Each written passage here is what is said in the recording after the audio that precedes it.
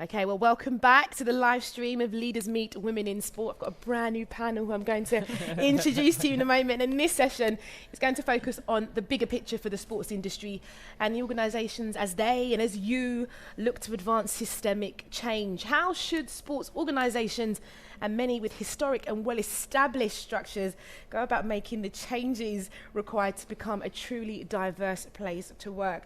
And we're also going to touch on that imposter syndrome, what it is and how it can be combated. And it's great to have with us, first of all, two women both from the world of rugby and both playing an active role in driving the change within their organisations. From the RFU governing body of English Rugby Union, we have the Chief Financial Officer, the money woman, Sadleir. And from the World Rugby, the General Manager at Women's Rugby, Casey Sadleir. And for an imposter syndrome angle, we have the Sports Marketing Specialist turned academic, who has worked for the likes of AEK Athens and Middlesbrough, who's now a lecturer in Sports Marketing and Communications at Loughborough University, my old university. Yes. Dr. Elizabeth Manoli. Now, thank you so much, ladies, for coming along this morning. And we're going to talk about, first of all, rugby and your own organisations. And, you know, these are big organisations with history, long established rules and structures, and you go in and you know exactly where to put your filing cabinet. You know exactly how the pens go and the filing system works. But from a real organisational point, how challenging or how successful actually has it been in to kind of make the changes as a general manager, Casey? Well, I've been at World Rugby for 3 years now, and I must admit, I have been incredibly impressed at how fast the organisation has embraced the change. And when I started 3 years ago, I moved from New Zealand to live in Dublin to take on the role. I found that, you know, the organisation had been around since 1886, and it was governed by a council of 30 men at the time. So, you know, we sort of set about in my first year of just listening and learning and understanding what the challenges were in terms of that history.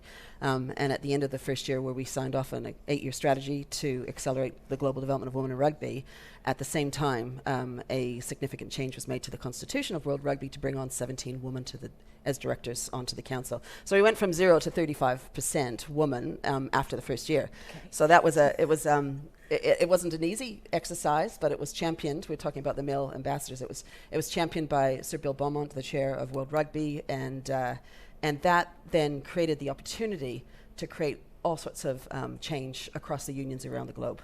And it's interesting because I guess as the consumer of the game rugby or somebody who watches or enjoys, you sit there and you can see that there are changes being made on the pitch, but not many people do know about the push and the positivity that's happening in the boardroom, in the office, in the back office. Yeah, I mean, you know, when we signed off on the strategy, and it really was about growing the game, getting more women involved and girls involved globally, increasing and improving the product on the field, so the high performance aspect, lifting the profile, creating new investment. But the leadership bit was really, really important, because that's where you get sustained change. So it wasn't just about changing the governance at a global level. At the same time, what we did was we developed a resource for our unions around the world to use called Balance the Board, which was a really simple toolkit that could take people step by step what was the case for change and what they could do. And then we also started what I call a pipeline program, where we support women in senior leadership positions around the globe. You know, International Women's Day, we announced that we now have got 37 of those. And then the most important thing, I think, that when you're trying to drive those kind of systematic changes is that we monitor what's going on. Okay. And so we have a cohort of 20 organizations globally, different shapes and sizes, where we look at what's the changes that are happening at a board, senior leadership level, and positions in coaching and match officials as well. So essentially strategy, we balance the board, support with making sure that the women are supported in their roles across the globe, and then like a review process, a reflection process. Is that how Absolutely, it works? Yeah. Okay. And it just means that, you know, we have a vision of demonstrating world-leading practice in terms of leadership on and off the field, and a commitment to demonstrating great practice in governance and management. So we need to do that. If we say that that's what we're going to do, we need to do that. So, you know, the changes that we've seen in some of the unions since we've made the change globally has just been amazing. I mean, last year we had the World Cup in Japan, the Men's World Cup, and I spoke with the Japanese Rugby Union, who had gone from 1 woman on their board to 5 in 2 years' time. Okay. You know, Canada Rugby has changed their constitution to say that they'll have a minimum 40%, maximum 60% of any gender. And we're just seeing, you know, in my latest report card to the World Rugby Council last week in Paris, you know, we talked about the fact that of that cohort, 50% of them now have more than 3 women on their board, whereas 2 years ago, we didn't have that. So people are talking about it, and they're making those changes. And just finally, culturally, how challenging is that? Because yes, you may in one country have an absolute buy-in, everybody wants to do it. In others, they're a bit like, it's not going to happen here because no one really cares about women getting involved at the board level. Yeah, I mean, that's been an eye-opener for me. I used to work in New Zealand, so you had that kind of one culture look and feel, and working on a program right across the globe. But I think the thing is that you start with where people are at, and you work out where they want to go. And there's so many people and unions that have put their hand up saying, we want to be great. So you work with those, and they then spread the word. So it's not about World Rugby banging down the door saying, you must change. All of a sudden, you're seeing unions that are doing some fantastic things and getting some great results. So it just kind of happens it just kind of rolls on. Fantastic. Now, Sue, I'm not going to test you, but I am going to test you. Katie said 1886 was when World Rugby was formed. RFU, any dates on when that happened? It's our 150th anniversary. Oh, there we go. Year, so she was prepared so that's for an me. easy one. And it's brilliant to hear, isn't it, in terms of what Katie's been able to see and the progress that's been made in such a short space of time. When you joined the RFU, coming off the pitch into, well, we went to KPMG first, of course, and then into the RFU, what are the kind of big changes that you've seen so far that have really impressed you? Yeah, well, so, I mean, my experience of the RFU, first of all, was from playing, right? So I was a player years and years ago, and as a player and as a person in rugby, you know, 20, 25 years ago, it was really different to how it is now. And you know, back in the day, you really felt that it was a sport that women were only really just being allowed into. And I think rugby's come a really long way in that time. I still think it's got a really long way to go, hasn't it? I mean, as has, you know, the rest of business, the rest of society. We must get really excited about how far we've come, but we've got to be really keep agitating for change and keeping it moving forward. What we've tried to concentrate on, just like Katie and World Rugby, is systemic change. So my personal frustration is too often, if you take gender for example, too often we focus on, well, what's wrong with the women? Why aren't the women getting there? Isn't she confident enough? Isn't she asking for Wade? Why isn't she making? Shall we mentor her? Let's do that. It's not what's wrong with the women, it's what's wrong with the system that's not enabling women to come through, enabling to pull people through. So like Katie, we're looking at what are the levers that we can pull, how can we change the system to better suit all people and better enable all people of all kinds of diversity to have an opportunity. So, for example, we're also overseen by a council which has historically been you know, very male. And the question for us is, how do we broaden, you know, and those are brilliant people who give huge amounts of time and are deeply passionate. The question for us is, how do we make it more diverse and more representative of our game? So how do we make the pool bigger? How do we find all those other people that could also be there and could also be representing the game? So, for example, how do we give our local organisations the tools that they need to work out how to create elections up to council that are fair? How do they find a broader set of people who want to put themselves forward? All those kind of things. Right. And for you, when you think about that, it's all well and good getting those processes in place. When they finally do happen, how do you maintain that? How do you maintain that diversity and inclusion and help women understand that, yes, this is a place where you can stay, you can thrive, and you can break through any ceilings that may be in place? It's definitely a challenge, and that's where I do think you know, sort of the solidarity and networks and advocates are important. So, you know, so Maggie Alfonsi was the first black woman onto our council, you know, and walking into the room the first day when she was probably younger than everybody and the only black person in the room, that must have felt real, you know, that must have felt a bit of a challenge. So we have to be there for each other, support each other. You know, Katie goes to a meeting full of a lot of people who aren't like her.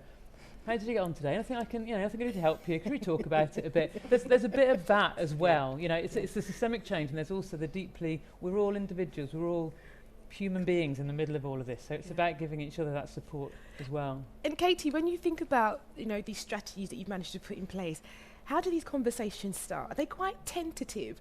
Or do you go in and say, right, this is what needs to happen? That's a bit of a problem. Katie going to do that, yeah. I have to tone myself down a bit. Makes me a bit more humble.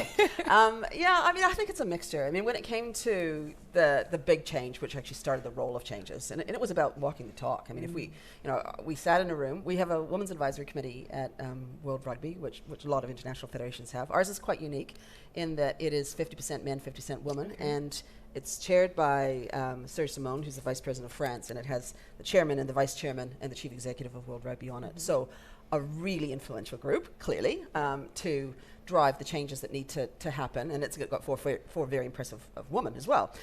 So when it came to this business, we just sort of sat down, and I think the chair at the time sort of said, oh, look, should we set some quotas? It's not good enough what's going on around the globe. Yeah.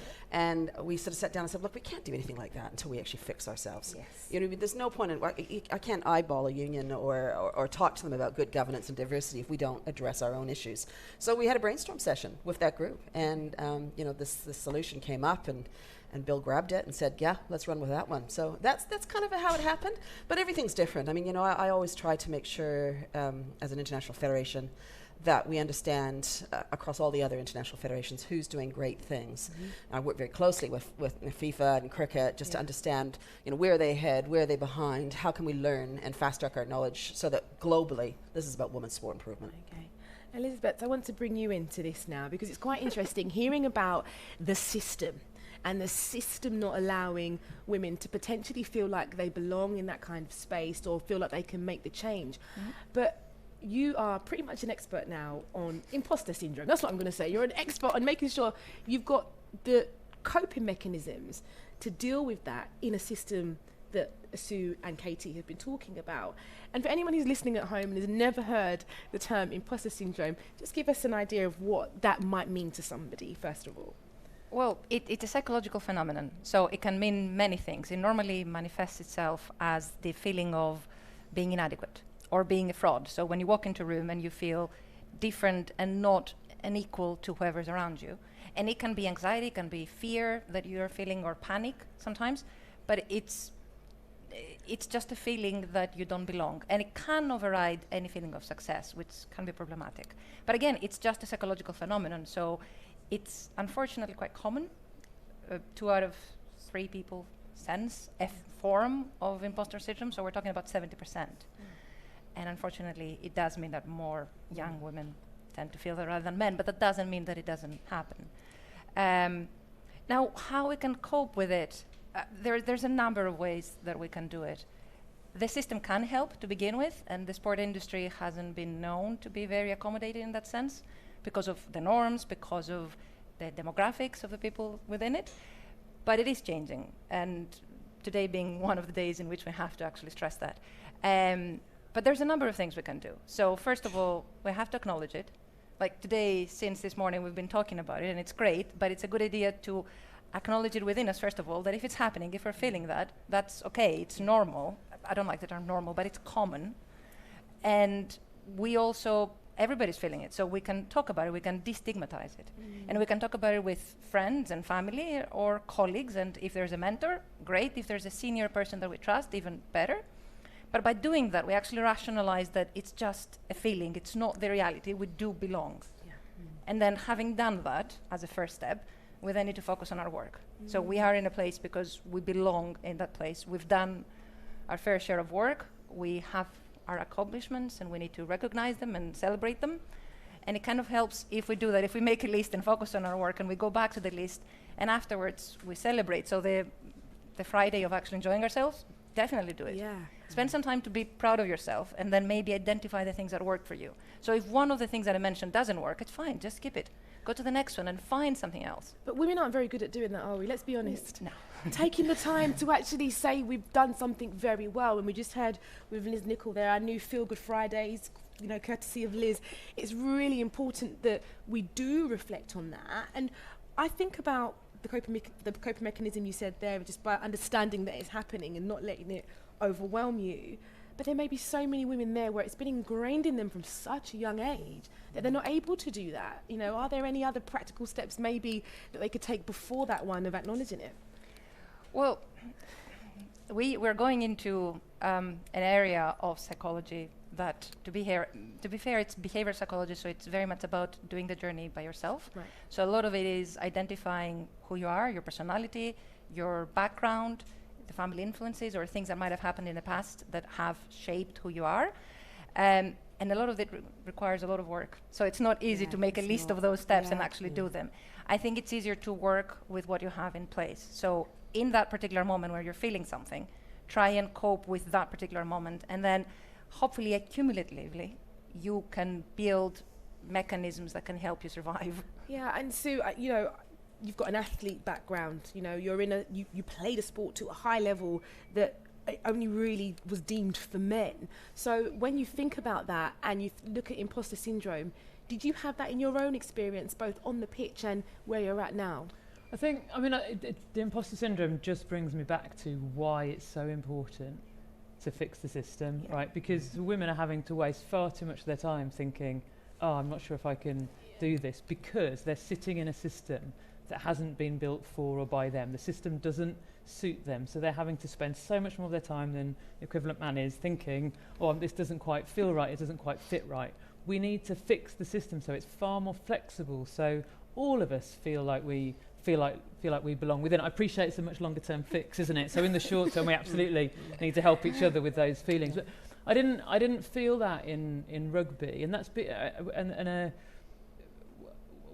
one thing that really teaches me is the importance of a supportive environment, right? When I played rugby, I was surrounded by this most amazing bunch of women who all wanted the same thing, who all were driving for this goal, who all believed in each other, and it was a space in which, as a woman, you were encouraged to be loud, to be successful, to be a leader. And there actually aren't that many spaces in the world where, as a woman, you're encouraged sort of with no boundaries to be like that. And so for me, it was an amazing environment to learn leadership skills, to learn that it's okay to want to succeed and all those kind of things. And it really taught me, you know, how important it is to find space for all of us to be able to feel and behave and act in those ways. And Katie, you know, I think for yourself, when you explained about being able to get the buy-in from Bill and everybody else, how important is it that those men in those rooms are actually listening to what you're saying and not paying lip service? They actually genuinely believe in it? Oh, it's absolutely vital. I mean, you know, and it's finding those people at all levels of an international federation and getting those people to find the other people that are like them.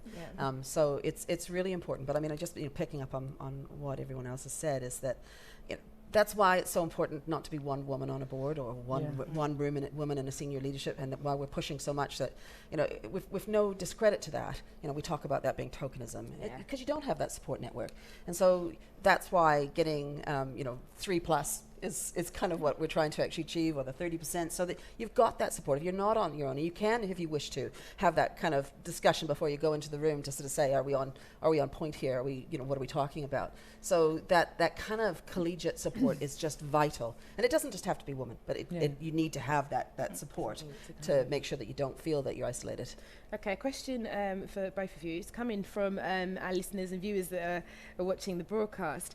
If you could change one thing about the system in the industry overnight, what would it be? What would it be? So I don't know if this is cheating, but it would be, you know, I talked earlier about finding the pool, broadening that pool of talent, knowing where the people are who could be playing those roles. It would be that. It would be, you know, making sure that all the people, the diverse set of people who want to be part of the sport, who want to be involved in it, know that they can and believe that they can.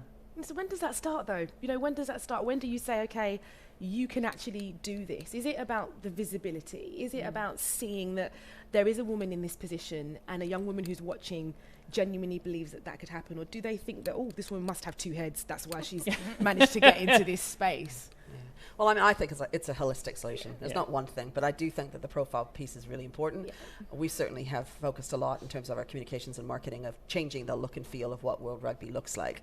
You know, to the extent 2 or 3 years ago, you'd get there and every now and then you might see an article about a women's game or someone would remember to comment on it. But, you know, there was a couple of times in the end of last year, which I had people call me to say, oh my gosh, where there was no articles on the World Rugby website except for women's rugby. So we're getting there. And it was like, oh, wow, let's celebrate this. And that's not the right way for it to be either, because we want it to definitely be a sport that's played by women and men, girls and boys. But that profile and profiling leaders is really, really, really important. And so we'll keep pushing on that. Okay. Elizabeth, what comes first? Systemic change or understanding and managing your own imposter syndrome? Does the system make you feel like the imposter? I guess that's what I'm trying to ask. Of course it plays a role. Yeah. But it's not the only reason. Yeah. So there's both internal and external factors. The system being a pretty big one, to be fair. So physiologically, there's nothing that we as women have that would make us more susceptible to imposter syndrome, and yet we feel it more because, again, it's a male-dominated environment, or we are grown up to believe that we have to feel it. We have to be a bit more quiet, or in a way we have to fight more to achieve something that we would have achieved otherwise. But I don't know where I read it a while back, the phrase that diversity is the reality, inclusion is the option. So I think the whole discussion should be shifted towards that, really, that we are diverse. Naturally we are diverse, even between us. The idea is to help the system actually understand that we all need to be included. And, you know, we spoke about men being allies and them having to actually be the ones that buy things in. And with yourself, Sue, challenges that you face in your role at the moment, do you see that from any of the men that are in your space? And they may be watching in, so you let them know. But do you feel that? Do you walk in sometimes and think, oh God, today it might just be one of those things? Or is that just generally everyone? That's just a personality thing? So I mean, I'll answer this from where I came from. So at KPMG, I was a partner in deal advisory and in infrastructure, and so often I'd walk into a room and I was the only woman in the room. And because I've faced more, I suppose I'm just more aware of challenges around diversity and inclusion than many of the other people in the room. It would often be initially me. You know, if there was a list put forward for emerging leaders and there weren't very many women on it, it would be me putting my hand up and saying, hang on a minute, have we got this right? Have we really picked from the same pool? But then as I started to have those conversations more and talk to more of the men in the room about it, eventually it would be some of them who would put their hand up and say, hang on a minute, isn't this list doesn't look about, and that's when it really starts to make a difference, for a couple of reasons. One, because the more people who are shouting about it and thinking about it, the better it is. But two, honestly, it gets a bit exhausting sometimes being the person who has to call that stuff out, being the person who has to name it. So spreading the load, and I think women in leadership positions do take a disproportionate amount of the of the pressure to sort all of this stuff out. So sharing that load and having more people who will speak up for it's really important. No, essentially that is your job, isn't it? Yeah, that's your job. That is my job. That's your job.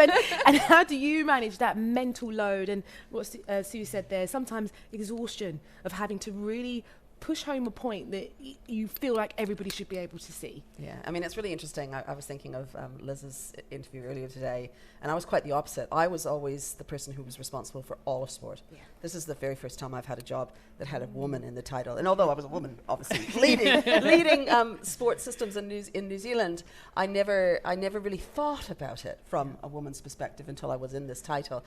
And it does create a different lens. And I often think about my career and think about whether or not I could have done more, and so that's why I'm in here to do more. It is hard, but it's my role. And I mean, I always say I'm not here to be popular here. I'm here to be professional, and I've been employed to drive a change program across World Rugby, and that's what I'm going to do. Brilliant. And Elizabeth, there's a statistic that kind of floats around where it says that women will only ever apply for a job if they feel they are 100% qualified, whereas a high percentage of men will apply if they're only 60% qualified. So there is something about women stepping outside of into that comfort zone, outside of their comfort zone, into somewhere that makes them feel a bit uncomfortable. And does that go hand in hand with imposter syndrome? How do they kind of tally up? That's actually in one of the typologies, and I don't want to get too academic here, but there are typologies on imposter syndrome, and one of them identifies a profile called the expert.